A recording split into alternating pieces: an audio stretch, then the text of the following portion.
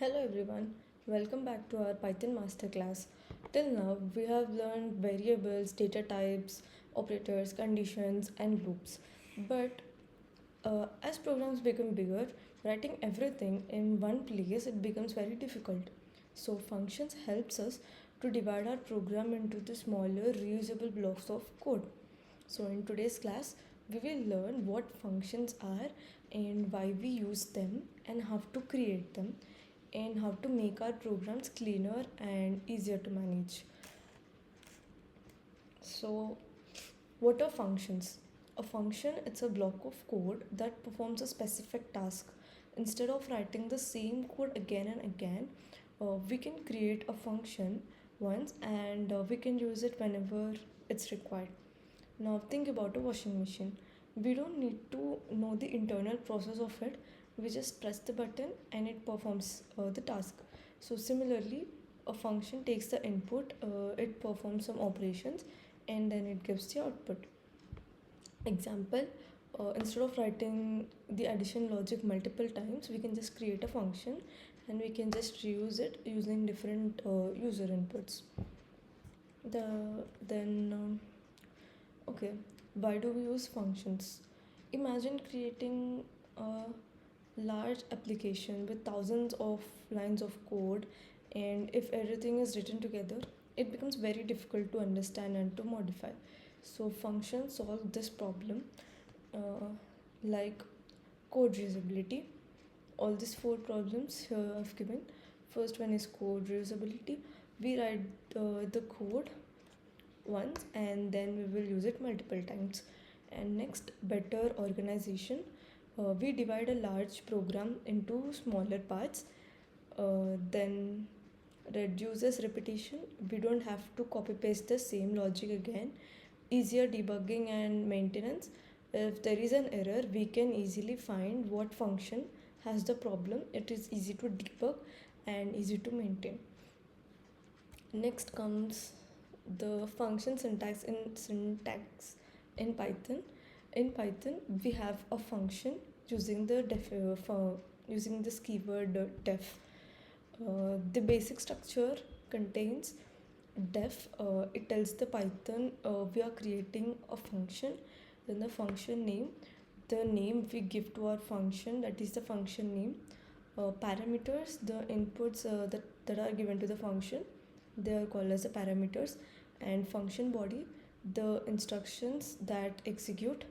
And then these are the basic structure.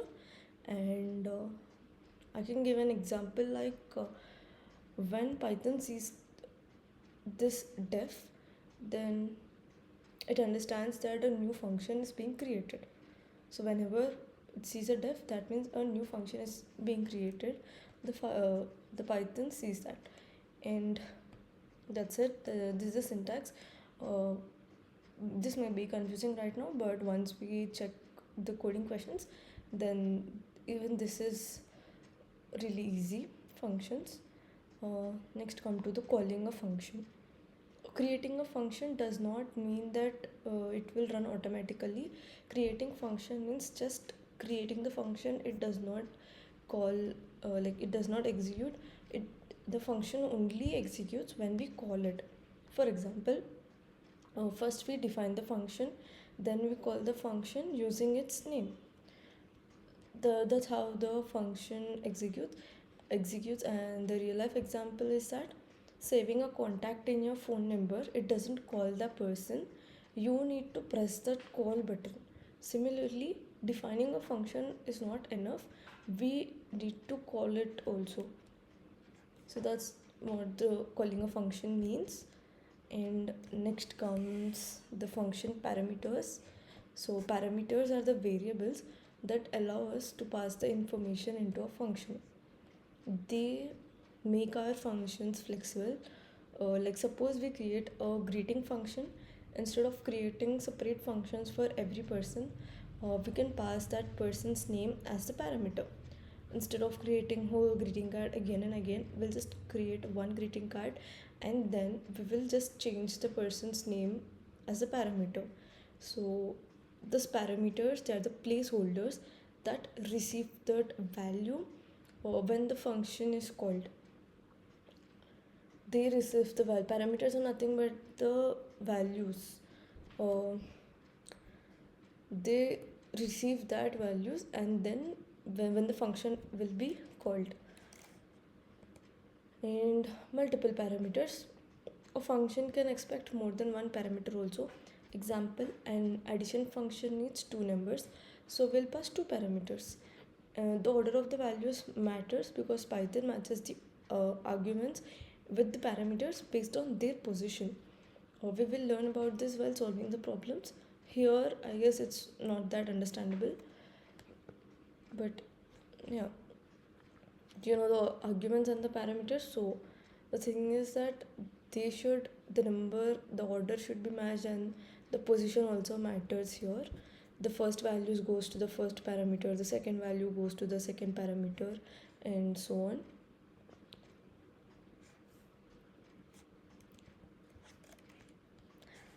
Next comes the types of arguments. When we call a function, the values we pass, they are called as the arguments. Okay, we learned about the parameters, and this is about the arguments. uh, when we call the function, the values that we pass to the function, they are called as the parameters. And Python supports different ways of passing the arguments here, like positional arguments and keyword arguments, and one more, that is default arguments. uh, what is positional argument? Positional argument is nothing but the values that are assigned according to their position are called as the positional arguments. And keyword arguments are those uh, that we specify the parameter name while passing the values. And default arguments, we provide a default value that is used if no value is given there. Now it might be confusing and really new, but once we practice our problems, you'll definitely understand everything. And while solving the problems, you can just come back here and you can check the slides on all this theory part once again. Okay, default parameters. Now, sometimes we want a function to have a default value. Like if the user does not provide a value, then the Python automatically uses that default value. For example, there's a greeting function, and that greeting function can have a default name like user.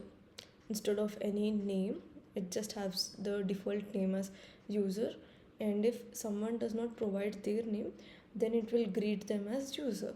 If they provide their name, it will greet with their name. If they don't, then they will greet them with the user, with the that name called user as the default name. So the benefits of this is that it makes functions more flexible, and it reduces the error, and it saves our time.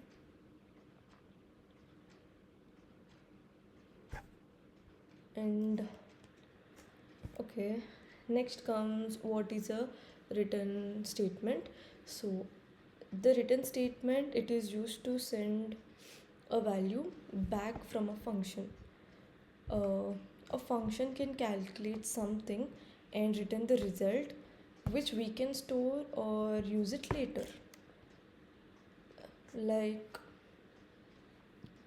okay, a calculator function does not just display the answer, it also returns the answer, so that we can use it we can use it for further calculations also. Just in the same way, this also, the return statement also works.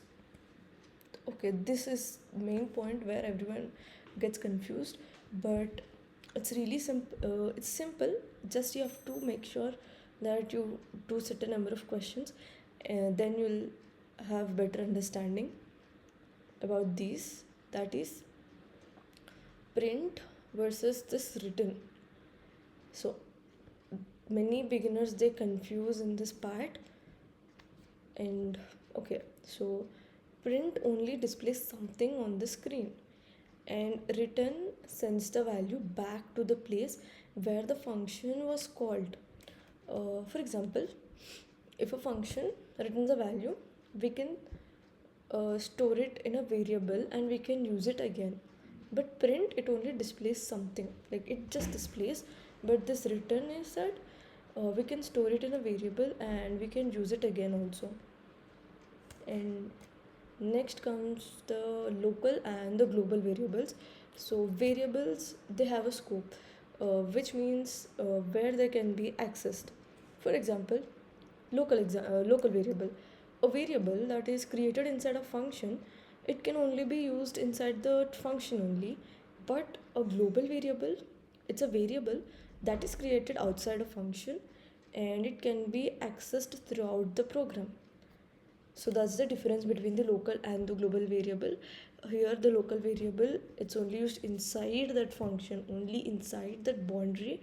But the global function, once it's declared, we can use that anywhere we want. It can be accessed throughout the program, anywhere, inside or outside the function, anywhere.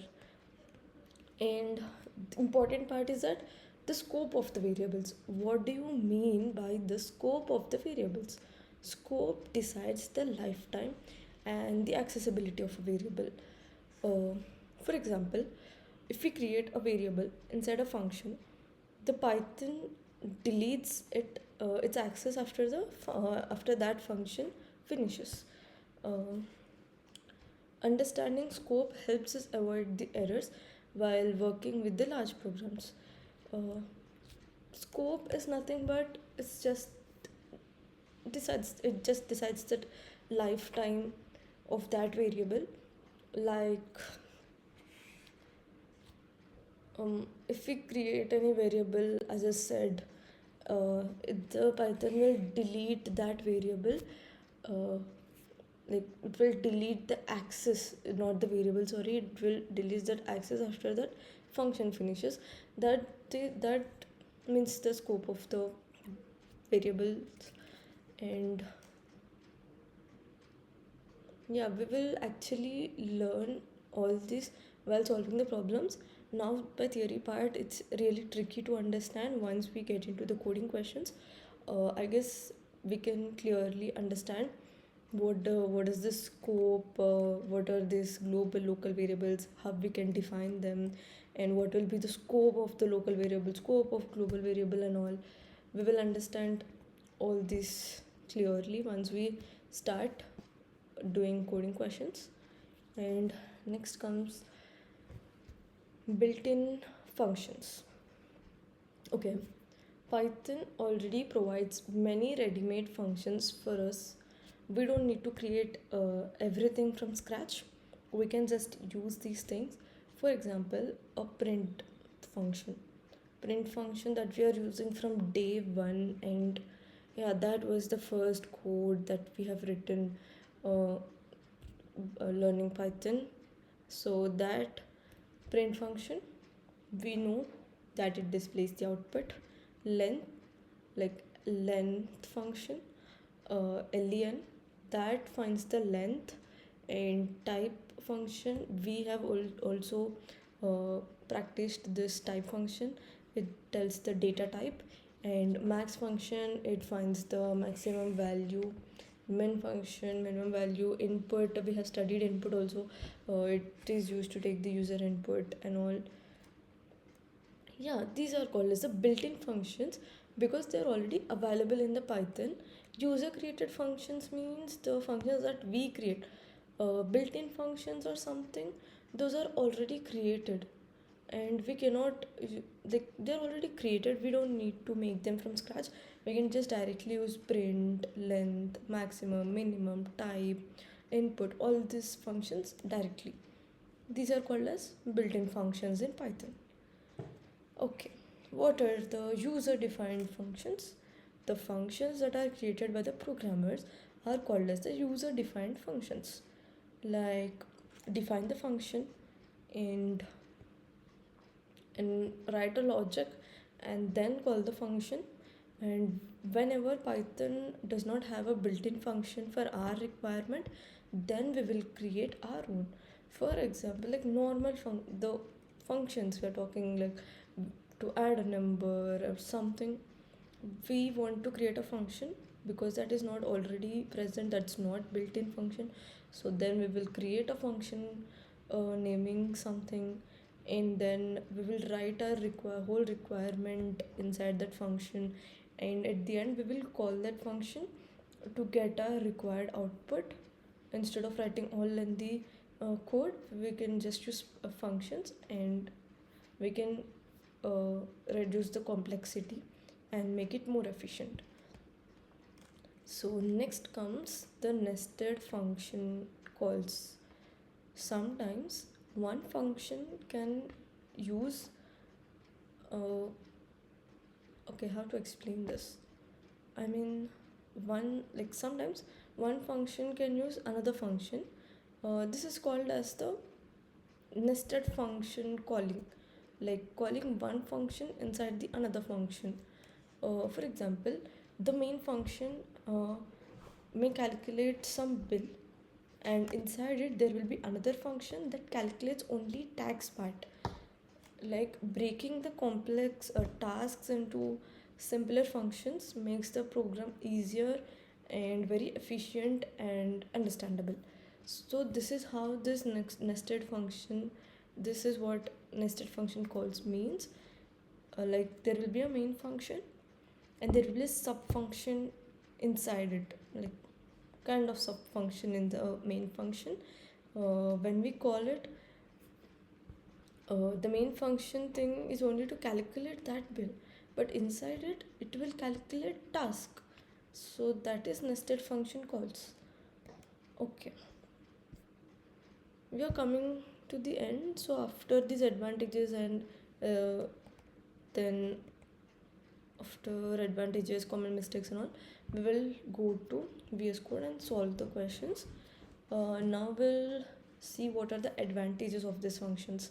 So functions, they are one of the most important concepts in programming because they help us write professional quality code, like not just a normal code.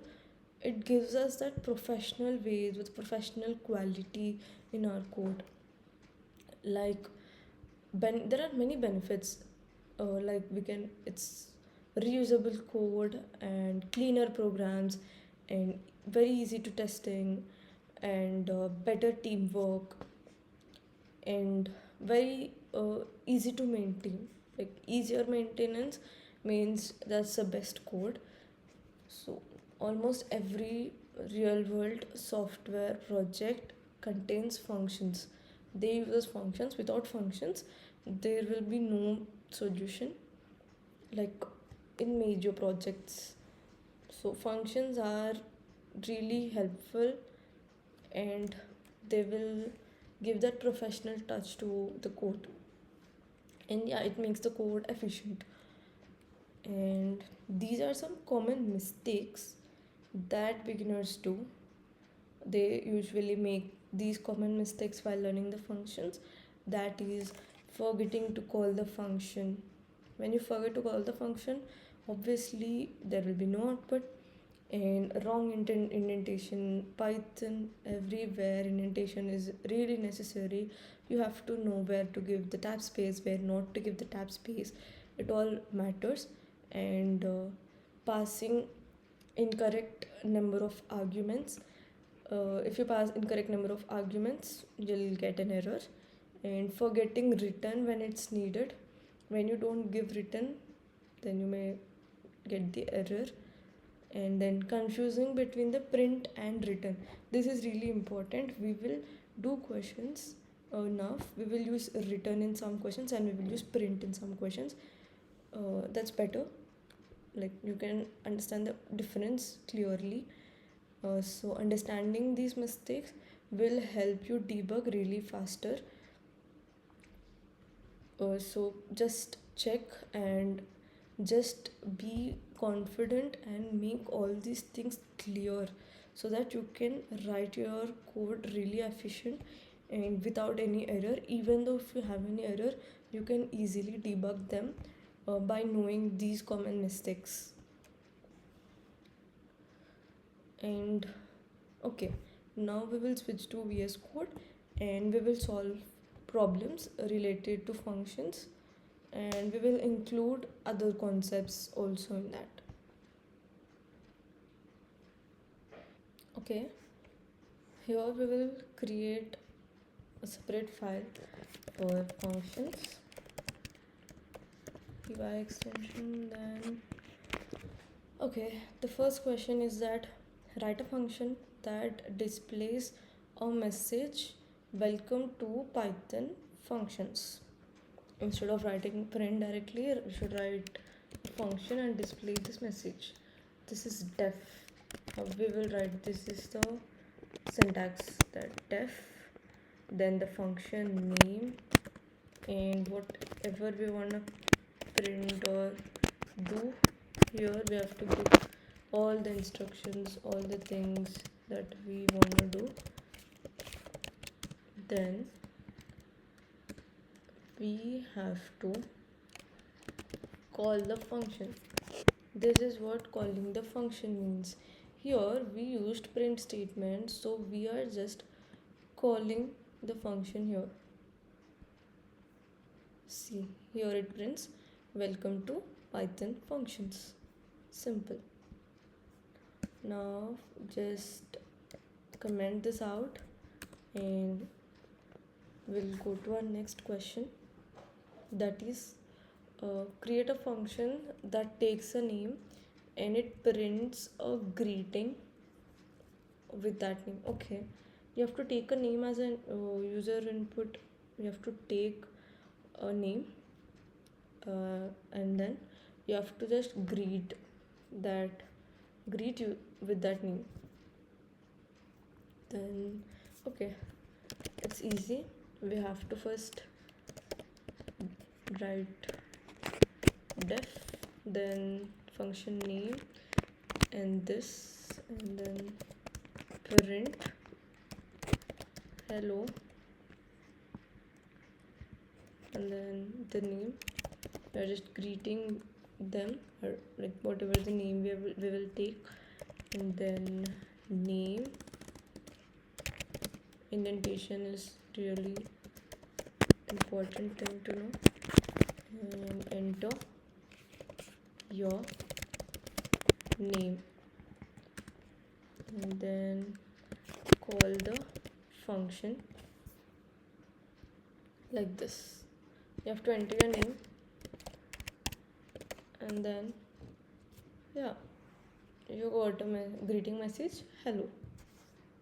Okay, so here the important thing is we have taken only one argument and one parameter.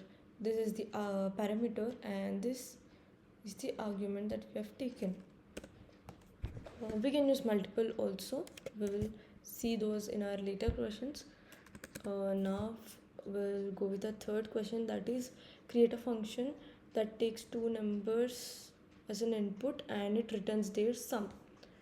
We have to write def and a function name, and we'll take two parameters here, a and b, and we have to add, so we'll write return a plus b, and then we will take some x and we will take the input that enter your first number, and then y as our second number, and enter your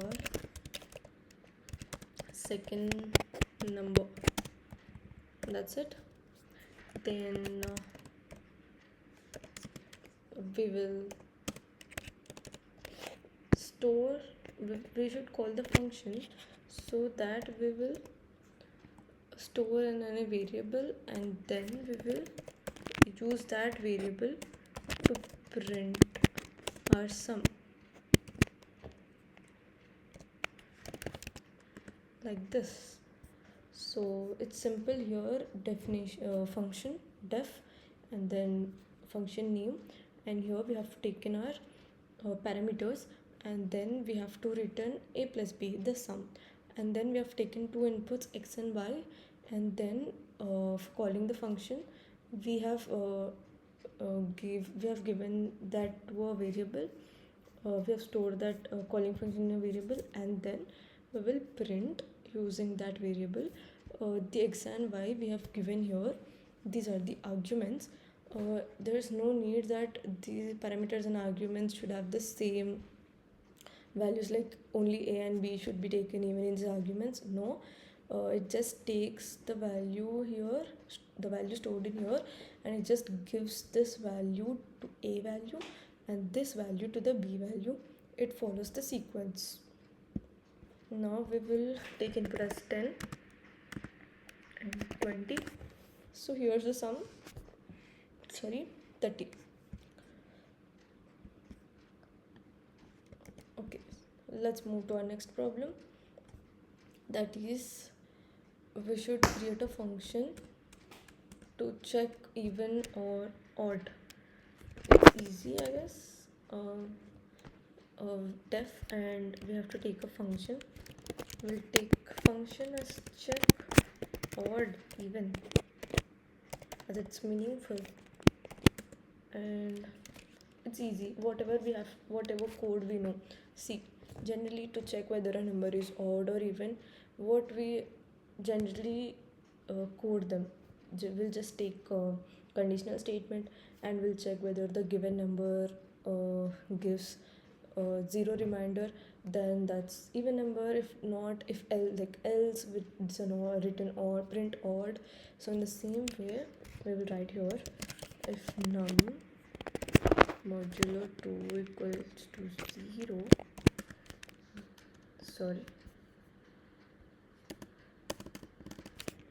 num equals to 0, then we will not print, we will return here, return even. We can print, we can return, we can do anything.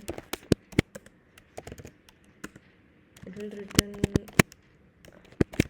odd, and then we will take the num, or no need to take the same thing, by the way, you can just even take a also, because as I said, the data will be transferred. There's no need that the both should have the same value.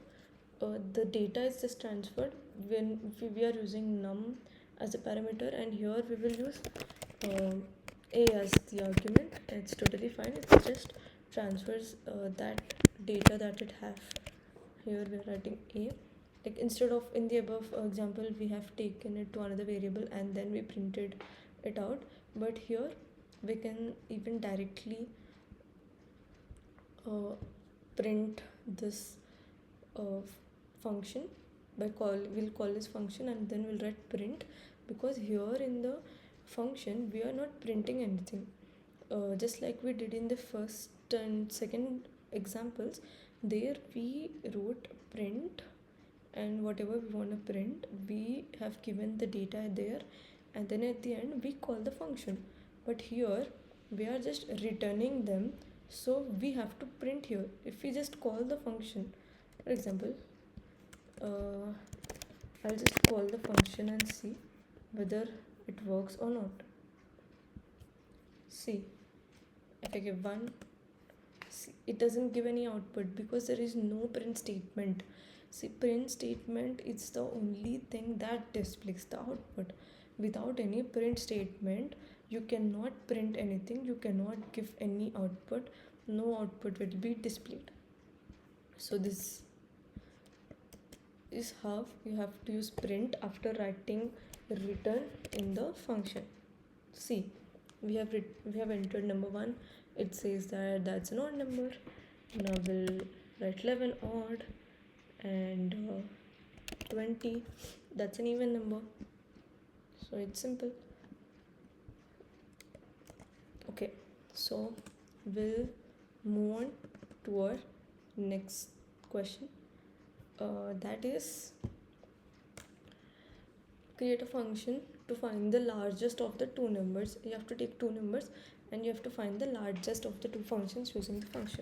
Same, def, and we will take largest as the function name, then we'll take some parameters, and then if the a is greater than p, then here we'll write print a. Else, instead of return, we will write print and check this out. Print else print b. Now here we'll take x, int, input, enter a number. Okay, first number. There will be no confusion then. Again int and input, enter second number. Then we will just call the function now. The largest and x, y as the arguments. Here first number will take 3, second number is 5. So this is the largest number. Here we can also add largest num keys, and same here.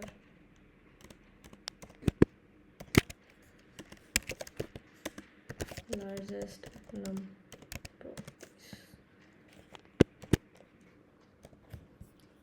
We'll run the code again. We'll take first number as 5, second number 10. Second number is 5. So largest number is 10. So it's very easy. Just you need to write the function and call the function. Everything, and give the parameters and arguments. Everything else is same as the previous conditional statements, strings, whatever we did, whatever is the basic coding we know to solve the questions, just use that. Now you have to write a function to calculate a factorial. So def factorial will take some num, then we already know how to calculate the factorial. Base value we will give it as 1, and then for I in range. In the last class we have discussed how to use for loops, so I guess we can now directly solve the problem without any explanation. So we'll return that result at the end, and we'll take some input also here.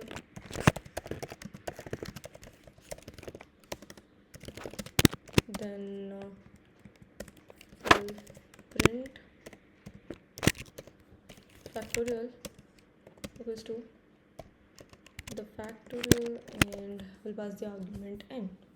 So yeah, I'll explain the code again for people who didn't understand. This is the syntax, that is def, and function name, the parameter, and then colon, and then the result, that is the base value we are giving, or taking a variable, we are giving 1 as the base value, and then we are taking I that will pass through the range 1 to the number that we are taking plus 1, because in the range the last value that we give, it excludes that last value. So to check values from 1 to n, we have to take range from 1 to n plus 1, that is 1 to num plus 1. So I will go through from 1 to the last number, to every number it travels. So for I, first iteration will take I value as 1, so that result is 1. Now the base value is 1, so 1 into 1, now the value of the result is 1, and it will again go back to for loop, and again it will check for the next value. The next value we get is 2, so it will multiply that 2 with the result again, and now the value of our result is 2. So in the same way it multiplies every number with the previous result value, and in the end it returns the result. And after that, since we wrote return, we have to write the print statement and then call the function passing the argument. The argument is the thing that we took input here, so we just pass that argument and the parameter accepts that the parameter accepts that value, and the whole code runs this way. Example, the factorial of 5 120, factorial of 3 6. You can find any factorial of 56 factorial. Oh, it's a large number actually. You can check for some 20. Yeah, so that's how it works. Okay, next, coming to a function. Using a function we have to reverse a string, so we'll write def and we'll take a function name. Our function name as reverse string, very meaningful, and we'll write text here, and then we will return. Very simple method to reverse a string, like it's very easy and very important, as we discussed in our previous lecture about strings, right? So return text, and this -1 we have to give it in the end, and then we will take input for the text that we wanna reverse. Now enter a string, and we'll print reverse equals to the reverse string, and here we will pass some argument, argument, that is what that the parameters takes in. So here we will write python. So yeah, this is the reverse of the string.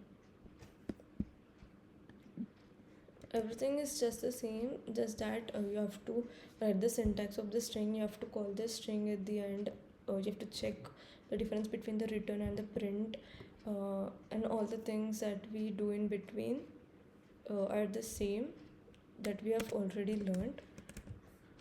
So I guess all the confusions that you have before has been cleared now.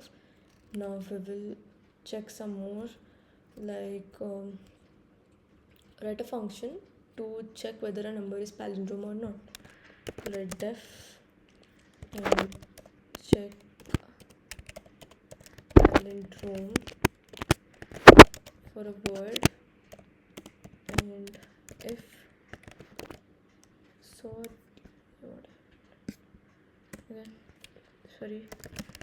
if word equals to word -1, then we have to return palindrome, and else will return not a palindrome. That's simple. Okay, now we'll take some input, that is some text. Input will enter a word. Okay, then we'll print, we'll call the function, that's give the argument text. So we'll take race car, that's a palindrome. We'll take madam, it's a palindrome. We'll take Python, Obviously that's not a palindrome. Or we can take Malayalam, that's a palindrome. Okay, we'll move on to our next question. That is, okay, count the vowels in the string. I guess we have studied how to count the vowels in a string in our strings video. You can just check that, and if you've already studied strings, then you can do that. You can just write the logic for that in the function, inside the function, and just the same syntax, the def function name parameter, and at the end you have to take the input, and you can print or return as per the thing you have done inside the code. You can just call the function, or else you can print and call the function, and you can give the argument there. So it's more or less the same. We will use multiple functions. We can use it. We'll do a question. We will make a calculator, a simple calculator, using these functions. Like, okay, then in this case we have to use definition functions, and we have to also use conditional statements. We'll take a function def and add. We'll take two parameters, and then I will return a plus b. Then one more function we'll take, let's say sub, and we'll take the same ab, and this will return a minus b. And we'll take one more function here that says multiply, and we'll take same parameters a and b, and we will return the multiplication of a and b. And we'll take three inputs, that is num1, int input, enter the first number, and num2, okay, enter the second number. Okay, that's it. We have to take two user inputs, that is num1 and num2, and we'll take one more input from user, that is choice.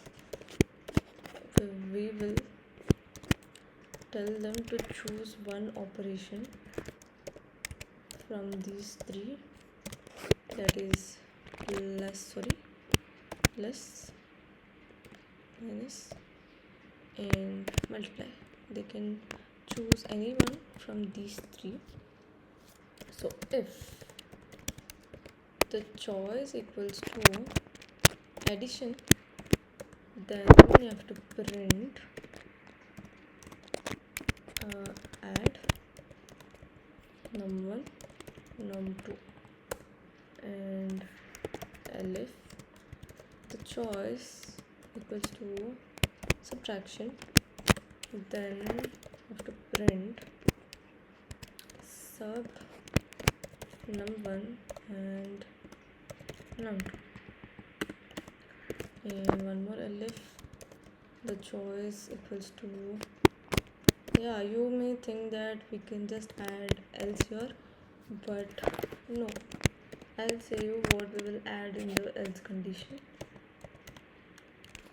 Multiply, and we are passing arguments num1 and num2. Here at the last point else, we will print invalid choice. What if someone chooses hash or at the rate or anything? So we can't, the Python can't understand what to do at that moment. So that's why it's better we add one more else at the end, that says invalid choice if the user has taken any other choice rather than these three. Let's run the code. First number is 10, second number is 20. We'll choose multiplication. The answer is 200. We'll comment. Okay, we can check for some more. Like you can say 5, 6, and you can say addition. Okay, and you can say 3, 2, subtraction. So this code works. We will comment this out.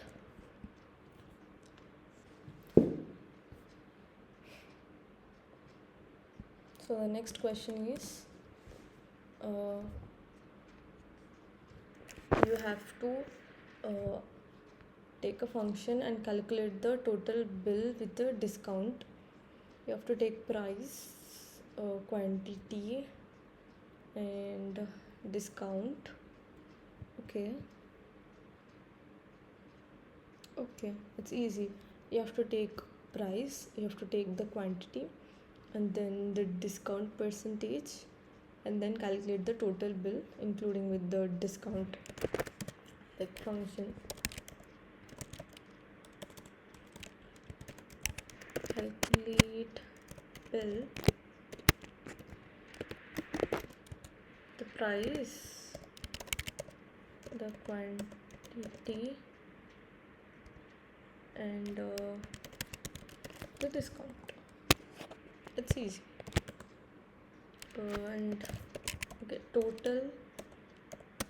What will be the total? The total will be the price into that quantity that we the quantity that we take. So that will be the total, and discount amount, total into discount by 100, then the final amount will be this total minus this discount amount. Okay, so this is simple, I guess. Then we should return this final amount and bill. Okay, we have to print, like print final bill is bill, sorry, calculate bill. That is we can take user input also, but here we'll take some. The price is 500, and quantity, how many quantity, like quantity will take for 4 people, so each will be 500, so the total will be 2000. Then and the discount, they will calculate the discount in the question. At the end we will get that final bill, like it's 2000 actually, then we have 10% discount, so minus 200, that is 1800 is our total bill. And we can do some other questions like, okay, create a function that takes 3 numbers and it returns their average. Function, how to write a function? Def, and function name ABC, and then you just have to return A plus B plus C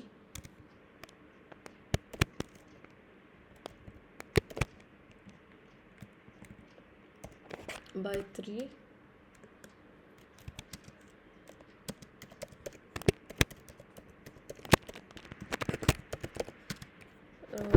Enter first number, and okay, we have to take 3 inputs. This is y, this is z, and here's the second number, and this is the third number. So we have taken 3 inputs, and we have to just call the function, and we have to give these 3 numbers in the argument. That is, we have to print also, as we have written only return average of these 3 numbers equals to the average in x, y, and z. That's it. Now just run the code. Write 1, 2, 3. That's it. The average of all the 3 numbers is 2, because 3 plus 2 plus 1, that's 6. 6 by 3, that's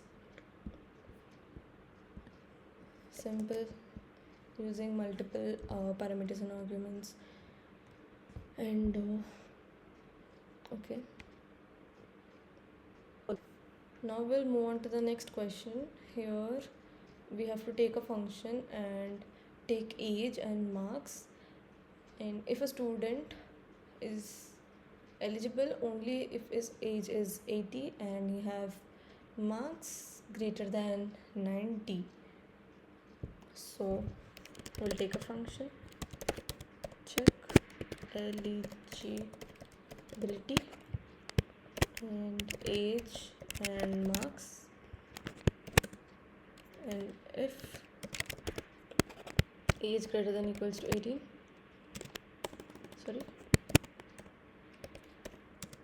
and marks greater than equals to 60, then have to return eligible, else you'll return that not eligible, and at the end you'll print check eligibility. You'll give your age as 8 and marks as 30 something. Obviously it's not eligible. If you give your age as 20 and your marks as 99, and okay, here we have taken marks greater than 60, so yeah, you're eligible here in this case. Okay,